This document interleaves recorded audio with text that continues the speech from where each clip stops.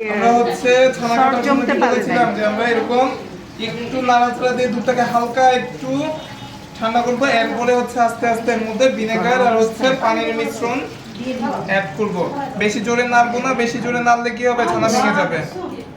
আচ্ছা ভাইয়া, বলক আসার পরে যে আমরা চুলার উপর নাড়তে থাকলাম, তার কতক্ষণ পরে আমি এটা দিব? 5 মিনিট বলে দিয়েছে। যতক্ষণ না পর্যন্ত সবুজ পানিটা আলাদা হয় ততক্ষণ পর্যন্ত আমরা এরকম ভিনেগারের মিশ্রণটা দিব আর কি, ঠিক আছে? যখন দেখবো যে সবুজ পানিটা আলাদা হয়ে যাচ্ছে তখন আমরা ভিনেগারের পানি দেওয়া বন্ধ করে দিব। আর যদি ভিনেগার কম থাকে সেক্ষেত্রে কি লেবু দেওয়া যাবে? লেবুর স্মেল চলে আসে, দেওয়া যায়।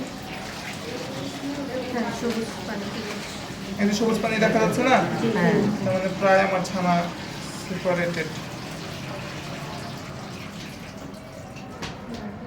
ছানা কাটতে 4 রকম ভাবে ছানা কাটতে হবে। সারা লেবু দেখুন একটু ভিনেগার দেন না, আরেকটু অল্প। কালারটা ছবি দিয়ে দেন। পানিটা কেটে দেন। আর কতক্ষণ কিসে নিবেন বলেন? কতক্ষণ ধুইতে হয়?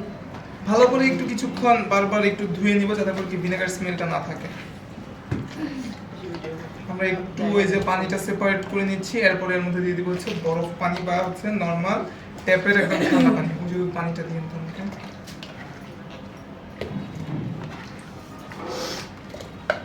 ছানা ভালো হইলে মিষ্টি ক্যাটাগরি ভালো আসবে। ছানাই মেইন, ছানা ভালো না হলে দুধটা ভালো হলে তো ছানা ভালো হইবে। হ্যাঁ।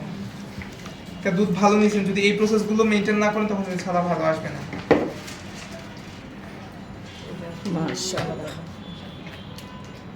এর চিজ ভালো দিলে চিজের জন্য আবার অন্য প্রসেস আর একটু চেঞ্জ। ছানার পানি দিয়ে যখন ছানা বানাবো তখন কি এই প্রসেসেই দিতে হবে? হ্যাঁ, ছানার পানি দিয়ে তখন পানি বেশি লাগে আর কি। ভিনেগার যেমন অল্প দেওয়াতে আপনার ইয়ে হয়ে গেছে না।